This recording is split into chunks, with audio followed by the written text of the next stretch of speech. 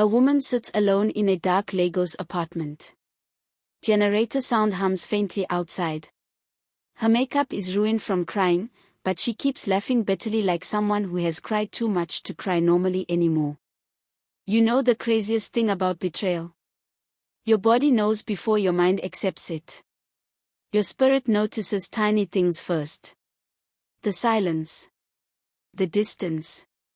The strange way someone suddenly starts protecting their phone like it contains Nigeria's nuclear codes. But love.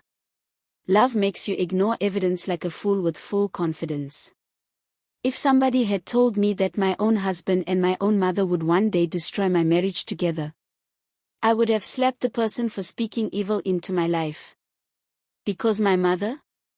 That woman was my best friend. Or at least, I thought she was. I met Femi when I was 26. At a wedding in Lekki.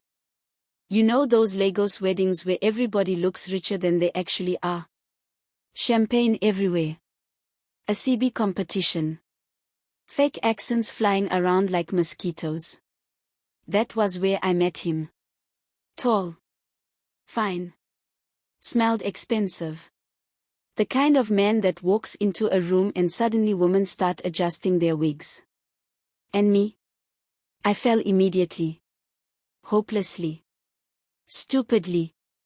Femi knew how to talk. God. That man could sell happiness to a depressed person. He made me feel seen. Special. Chosen. Within 6 months we were inseparable. My mother loved him immediately. Actually, loved is now a very dangerous word in my life. At first, everything looked normal. Mama was just happy I found a successful man.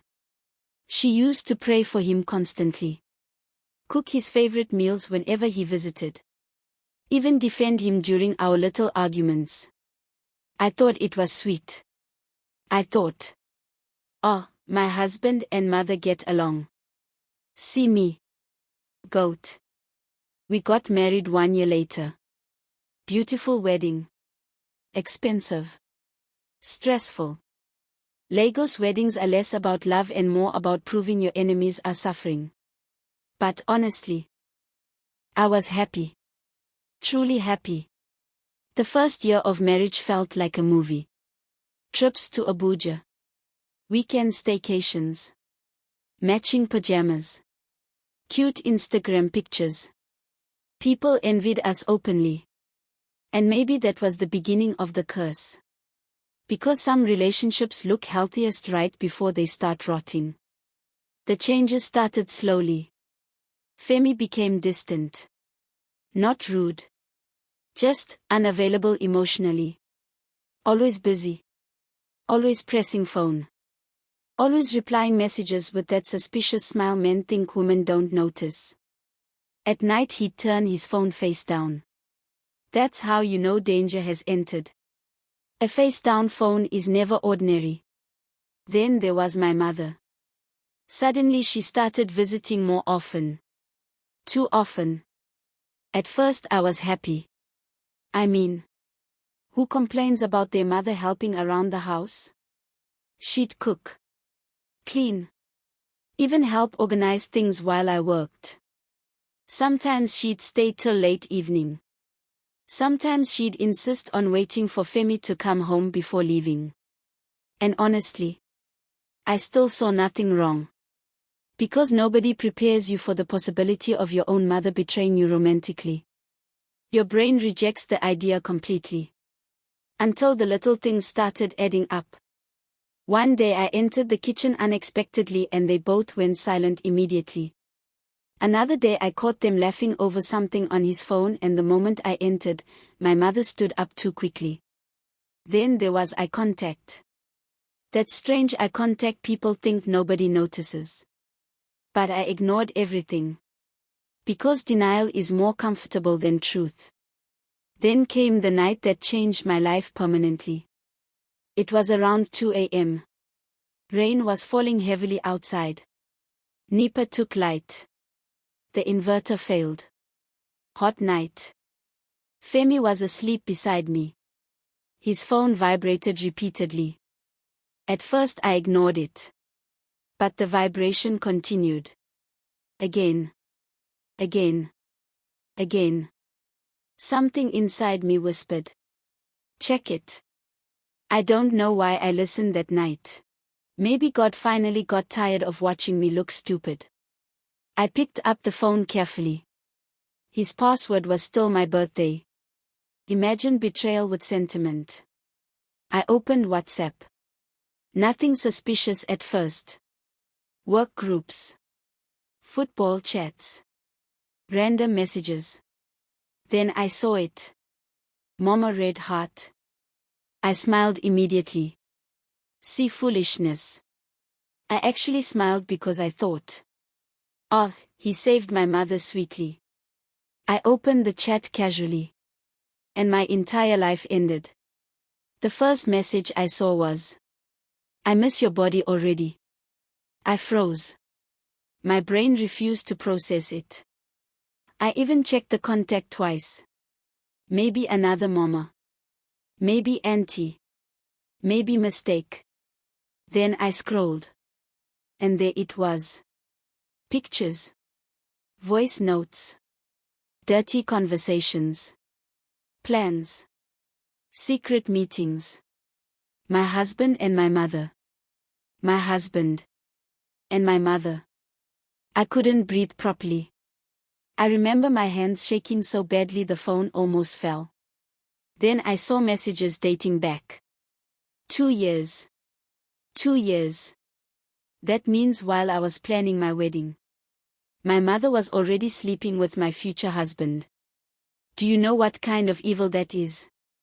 What type of wickedness allows a mother compete with her daughter? I kept scrolling like a mad person. Hotel bookings.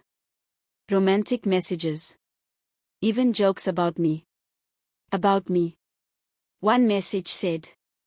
She suspects nothing, face with tears of joy. And my mother replied. She is too innocent. Too innocent. Imagine your own mother describing you like a fool she successfully manipulated.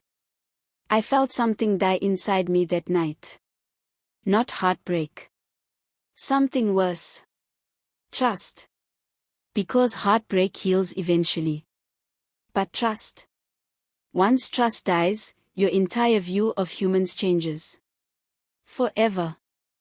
I woke Femi immediately. At first he denied it. Typical man behavior. Even with evidence glowing directly on the screen. But then I played one of the voice notes. My mother's voice filled the room. Flirting. Laughing. Calling my husband a baby. The silence afterward was evil. Pure evil. Do you know what hurt most? Not even the affair itself. It was how calm he became afterward. Like he was tired of pretending. Like the secret burden had finally lifted. Then he said. It wasn't supposed to happen. As if adultery is rainfall. As if they accidentally slipped into nakedness repeatedly for 2 years. I called my mother immediately. 3 a.m. She picked almost instantly. That means she was awake. Waiting. Probably chatting him before I interrupted their romance. I put the phone on speaker. And asked one question. Mommy, are you sleeping with my husband? That silence confirmed everything before she even spoke. Then she started crying. Crying. Imagine criminals crying because they got caught. She kept saying. It's not what you think. I hate that sentence. Because it's always exactly what you think. By morning my marriage was finished. But somehow, the real madness had not even started. Because families became involved. And Nigerian families. God. Sometimes they destroy victims faster than the actual offenders. Some relatives blamed me. Said maybe I neglected my husband. Some blamed spiritual attacks. One uncle even said, a man can make mistakes. Mistakes? Your wife's mother is now a mistake. Wonderful country. Then came the biggest humiliation. Social media. Because secrets in Lagos travel faster than fuel scarcity news. One cousin leaked everything. Suddenly bloggers carried it. TikTok pages discussed it. Strangers analyzed my pain for entertainment. People started recognizing me outside. Whispering. Pointing. Even church members started behaving awkwardly around me. I stopped going out completely. And my mother? She disappeared for months. Couldn't face society. But honestly, I wasn't even angry anymore at some point. Just empty. Completely empty. Because betrayal from strangers hurts your heart.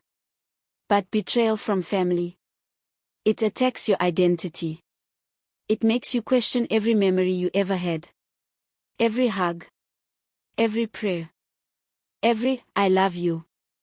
Everything becomes suspicious afterward. The funny thing is, sometimes I still miss both of them.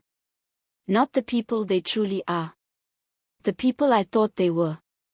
The mother I believed raised me with love. The husband I believed would protect me. Those people never existed. And maybe that's the hardest truth adulthood teaches you. Sometimes the greatest grief is mourning people who are still alive. I used to think enemies came from outside. Now, I know betrayal enters through familiar doors. Sometimes, it even calls you my daughter.